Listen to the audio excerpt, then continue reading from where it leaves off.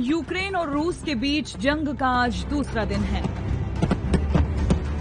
रूस के विदेश मंत्री सर्गेई लावरोव ने इस जंग के खत्म होने की उम्मीद को भी खारिज कर दिया है। न्यूयॉर्क टाइम्स से बातचीत में उन्होंने कहा है कि यूक्रेन से अब बात तभी होगी जब वो सरेंडर करेगा। ऐसे में युद्ध के दूसरे दिन आलम ये है कि डरे सहमे लोग अपनी जान बचाने के लिए घरों में, सबवे में, अंडरग्राउंड शेल्टर में छिपे हुए हैं।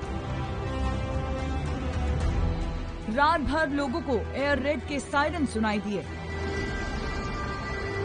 लोगों से घरों की लाइटें बंद करने और पर्दे लगाने को कहा गया है। रूसी सेना कीव में घुसकर रिहायशी इलाकों को अपना टारगेट बना रही है। अब तक इस हमले में 137 लोग मारे जा चुके हैं। यूक्रेन के राष्ट्रपति जेलेंस्की ने दावा किया है कि रूस की सेना राजधानी कीव में दाखिल हो चुकी है। उन्होंने ये आशंका भी जताई है कि 4 दिन में कीव पर रूस अपना कब्जा जमा लेगा। जेलेंस्की का कहना है कि दुनिया ने हमें जंग में अकेले लड़ने के लिए छोड़ दिया है।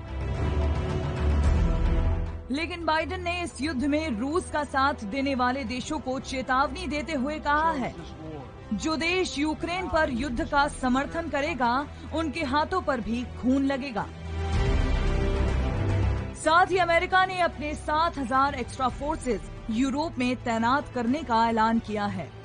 Bureau report, Dainik Bhaskar. जिस वक्त रशिया यूक्रेन पर मिसाइलें दाग रहा था, लोग जान बचाने के लिए घर बार छोड़कर इधर उधर भाग रहे थे। इसी समय ये कपल शादी की रस्में पूरी कर रहा था। राजधानी कीव के एक चर्च में घंटे के साथ सायरन की भी आवाज सुनाई दे रही थी।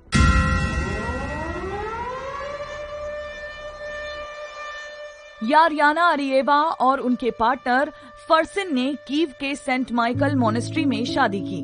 दोनों की पहली मुलाकात अक्टूबर 2019 में कीव के सेंटर एरिया में एक प्रोटेस्ट के दौरान हुई थी। इस कपल ने पहले देश के लिए लड़ने और फिर शादी का जश्न मनाने की बात कही है। शादी की परंपराओं के दौरान जहां चर्च की घंटियां बज रही हैं, वहीं हवाई हमले के लिए सावधान करने वाले सायरन की आवाज भी साफ सुनाई दे रही थी। इस जोड़े के लिए ये लम्हा जितना यादगार रहा, उससे कई ज्यादा भयावह भी है। Bureau report, Dainik Bhaskar. शुक्रवार सुबह जब यूक्रेन की सेना को यह जानकारी मिली कि रूसी सैनिक अपने टैंकों के साथ राजधानी कीव की ओर तेजी से बढ़ रहे हैं, तो उन्होंने शहर को जोड़ने वाले 3 पुलों को खुद ही ब्लास्ट कर उड़ा दिया। एक पुल तो ऐसा था जिसे उड़ाने के लिए यूक्रेनी सेना के इंजीनियर ने अपनी जान तक की बाजी लगा दी। यूक्रेन की आर्मी ने अपने इस जवान को हीरो का दर्जा देते हुए सोशल मीडिया पर भी उसकी स्टोरी को शेयर किया है। तो वहीं दूसरी तरफ रूस के खिलाफ जंग के लिए यूक्रेन की राजधानी कीव के मेयर 50 साल के विताली क्लिस्को ने भी हथियार उठा लिया है। विताली की एक तस्वीर सामने आई है जिसमें वे रिजर्व आर्मी की वर्दी में हथियार लिए दिख रहे हैं। Bureau report, Dainik Bhaskar.